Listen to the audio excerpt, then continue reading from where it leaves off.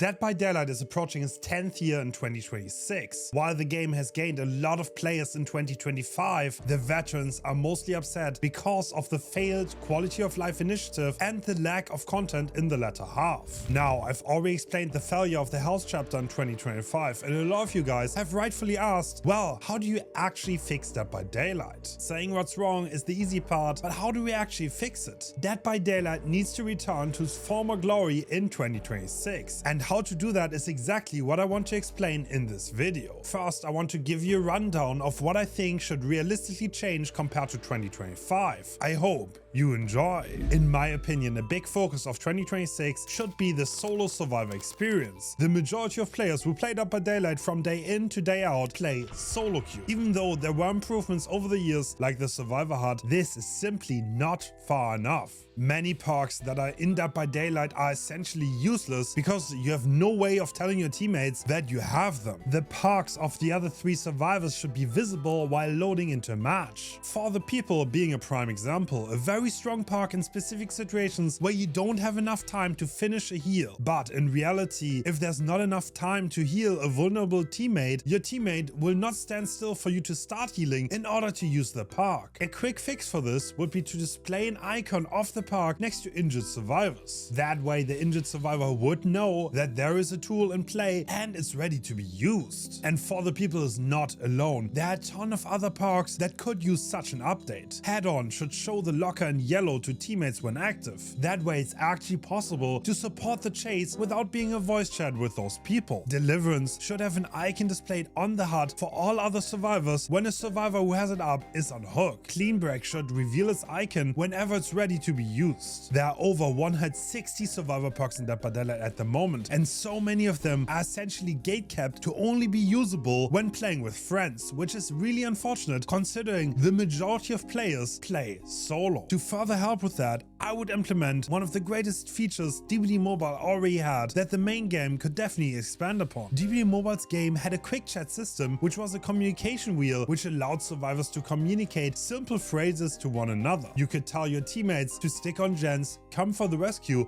or maybe help. One feature that DBD Mobile also had, which would be super massive, is to display the perks of the teammates in the loading screen. This is super simple and can give your teammates a great idea what you might want to do. Do you have a healing build? Do you have deliverance? This would add so much quality of life, and it's actually insane that this has not happened yet. These features would make it so much easier to know who has to go for the save, or also to be able to guide lesser experienced survivor mates, which in the current Dead by Daylight is close to impossible, which would inherently also help solo survivor effectively help themselves against tunneling or camping killers, probably more so than 5 seconds of extra endurance possibly can. Talking about lesser experienced survivor mates, a majority of the health update which hasn't been tackled yet is the MMR update, which was always on the roadmap and is supposedly still happening in the first quarter of 2026. Matchmaking in Dead by Daylight has always been a controversial topic. When I started playing the game, we had a rank system, which pretty much meant you got matched with people who more or less played the same amount of games that month, which led to a lot of variety. Since 2021, we got the very controversial skill-based matchmaking, which led to pretty sweaty games at first, but nowadays hardly works. The matches are very uneven, which leads to a lot of frustration. Veterans like me with 13,000 hours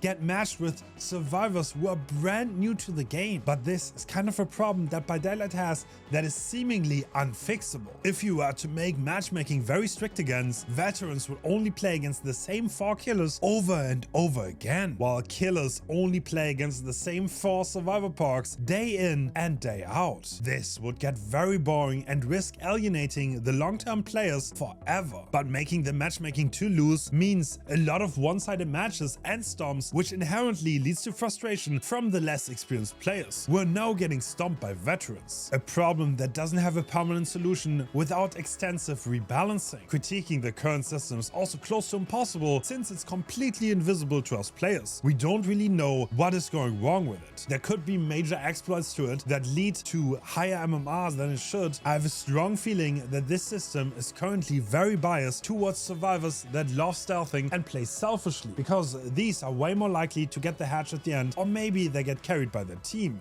leading to higher MMR values. But these kind of playstyles don't really resemble skill in the skill-based matchmaking sense. But that also depends if you look at Survivor as a team or individuals. One possible solution to this problem, which I think is actually the best, would be to implement a box that you can tick to enable stricter matchmaking, which would inherently lead to slightly longer queue times, but could also leave it up to the players to choose if they want to scale their matchmaking to be more accurate or more fast. Having the option to tick it off could help with the fatigue of only going against the strongest possible loadouts in order to catch a break. To help further with wait times, what Dead by Daylight could really profit from is a feature DBD Mobile already implemented years back: Quick Play. This feature completely skips the lobby entirely and loads 5 players into the match directly after a match has been found and all players readied up. Huge quality of life considering how short DBD matches are, and could really speed up the boring parts of the game. Very obvious changes are still out there and have not been made,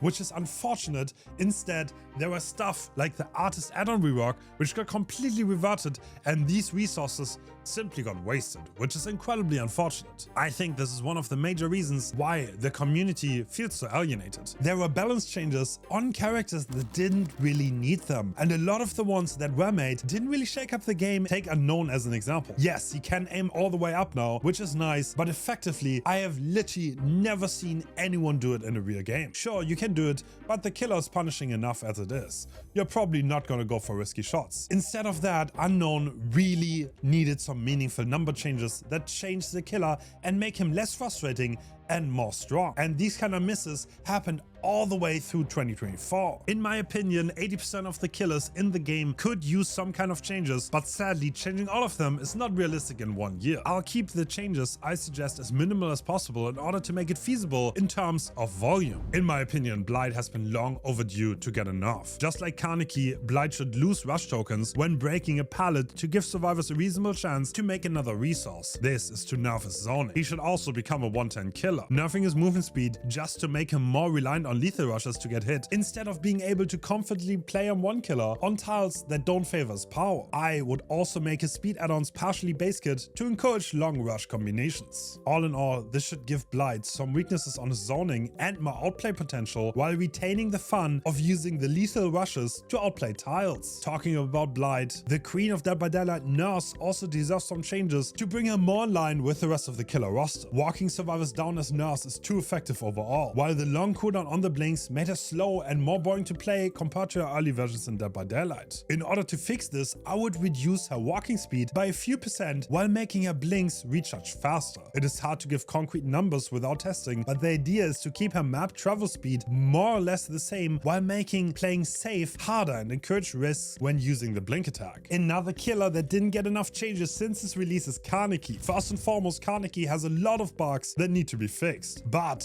the biggest problem I have with him is his pallet vault. In my opinion, the fast leap and raged vault speed when grabbing a survivor needs to be toned down quite a bit to make it feasible for the survivors to make a loop. It is currently too useful even with the vault back. I would also remove the auto aim on mouse and keyboard to allow him to grab next to survivors and cut them off. To compensate for these changes, I would increase his base leap range back up to 60 meters. This should make him feel better to play and to play against. Enough for the nerfs though, there are a lot of low tier killers that could really use some changes. Ghostface being an example of a killer that just aged pretty poorly and is in desperate need for changes and has been for years. While a lot of players, including me, love Ghostface and his stealth gameplay, he's just incredibly weak, and keeping up with him is getting harder and harder in today's Dead by Daylight. Ghostface cooldown is way too long for today's game. It should get reduced to 15 seconds at base. To not make it ridiculous though, I would nerf the cooldown add-on to 2 seconds. He lacks lethality. His add-on drop like knife sheet should go fully base kit to help him close in on exposed survivor hits, leaving a new add-on slot. I believe these changes would make him feel less frustrating to play while not getting rid of his core identity. Baba is another killer that sadly got power crept into oblivion and suffered hardcore from the pallet density changes. His power feels really clunky to use and outdated at this point. To help with this, I would have his power be a bar instead of tokens, and pressing down extends the power by 1 swipe and increases his chainsaw speed speed the longer the chainsaw goes on for, to help him outplay tiles more consistently and encourage long chainsaws. Another low tier killer that is long overdue to get help is Trapper. Trapper is the poster boy of Dead by Daylight and very thematic. I honestly think with number changes you can already do a lot, even though ultimately I think he deserves more. But so do 20 other killers, so we have to make do with what we can. Instead of 8 bear traps randomly spawning on the map, it is now 4. But if Trapper picks the trap up, he gains 2 placeable traps instead of 1 to help him get pressure on the map faster. If he only has space for 1 trap, he can only take 1 of the 2 and the other one remains on the floor. I would put coffee grounds and fastening tools partially base kit to help Trapper with setting up traps in a reasonable time frame. The amount of setup you have to do is just unreasonable for the strength of the power. I would make it close to impossible for survivors to escape a trap by themselves in the first few tries. This is to give Trapper a good chance to get them and pick them up. If another survivor helps them out of the bear trap, they would still escape normally. Springtrap has gotten almost no changes since its release, and it's pretty obvious at this point that he will need some buffs in order to keep up. He is incredibly frustrating to play, especially if you're not that experienced. His cooldowns on both successful hits and misses are too long and should get a swift reduction. His add-ons could also use some work. Another big change that I would love to see is an overall killer add-on reduction. Since we are about to get the 40-second killer and there are 20 add-ons for every killer, we are way past 800 add-ons in total, and it's honestly getting very unfeasible to maintain at this point. The majority of killers have add-ons that are borderline useless and nobody uses, and half of the killers in the roster are in desperate need for add-on changes. To make this situation more manageable, I would propose to reduce the amount of add-ons per killer to 10, halving them in total. Listing all of the ones I would change or remove would definitely be too much to handle for this video, but I think you get the rough idea. But now on to fixing the broken health initiative and make Dead by Daylight ready for the future. Now, the most obvious pain point is still the bugs. Nothing has changed compared to the situation at the end of 2024. I'll not go too in depth, but as of right now, every major patch breaks Dead by Daylight in a severity that is absolutely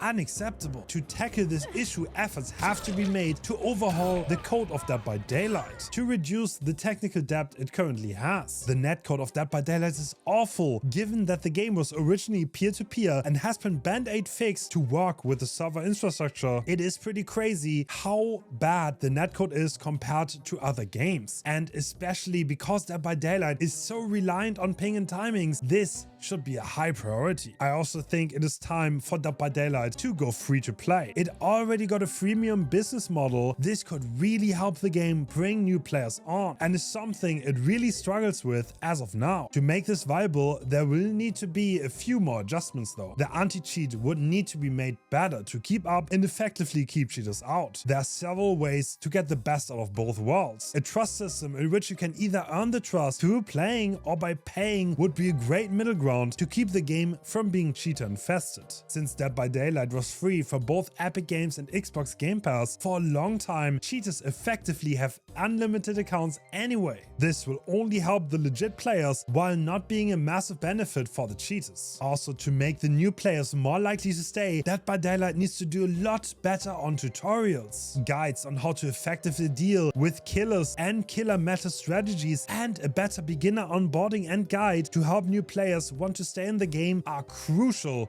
to secure the game's future. All of these things will be hard to fit into 1 year, but I fully believe these are great steps to get Dead by Daylight future-proof and ready for years to come. Now, let's talk about the quality of life changes that already happened and how to fix them. Spawns got re-rocked early 2025, but they are still broken to this day. Killers can oftentimes spawn in the middle of the map, which makes finding survivors out of spawn largely luck-based, since they could spawn in any corner. If the killer finds them instantly, it's really bad for survivors because there are no chance to split up yet. However, if the killer goes to the wrong corner, the survivors can get a head start and sometimes even get the first gen completely for free. This does not offer the consistency that the spawn update promised and wanted to bring, making the killer consistently spawn away from survivors to give them a chance to split up, while making the early game less frustrating and more consistent for killer. Let's now take a moment to talk about anti-slug and anti-tunnel. Anti-slug is conceptually a problem and only switches the frustration. Survivors have a lot of tools that can completely prevent the killer from hooking survivors, forcing the killer to slug, to name a few. Subbering hooks, pallet, flashbang and flashlight saves can make it impossible for the killer to hook. If the goal was to stop slugging from happening as less frequently. You would have to add countermeasures for the killer to be able to counter these strategies that prevent the hooking. After a survivor gets grab rescued or wiggles free by themselves, the killer should get immune to grasp rescues and faster carrying speed similar to agitation the next time they pick a survivor up. You would also need to add a 30-second cooldown to subbing a hook so it can't be done multiple times in a row. This should be a good countermeasure to stop any anti-slugging system from being weaponized against the killer. This means you could let survivors pick themselves up faster and make the slugging system really aggressive while making it harder to abuse for survivors. If testing shows for it to still be too abusable, you could go further and increase the base pickup speed by 20%. But honestly, the question becomes if this system is worth the loss of agency with the dumbing down of game mechanics. I'm personally unsure if anti-slug is still worth pursuing. The anti-tunnel system had some potential and great ideas, especially the elusive status effect. I think the version that made it onto the test servers was largely overtuned, but giving survivors a second way to deal with the tunnel situation is a great idea in theory. The elusive status effect gave survivors no scratch marks, no pools of blood, and immunity to any kind of tracking from killers for a short time. A great tool to escape a tunneling killer. This can allow for sneaky getaways, which is currently impossible because of the pools of blood and scratch marks. In my opinion, elusive would help a lot more than 5 seconds extra endurance, which is very abusable and leads to a lot of body blocking against killers. I would change the anti-tunnel to be 10 seconds of endurance with 20 seconds of movement speed and elusive status effect. All of these changes would hopefully make Dead by Daylight more healthy and future-proof. But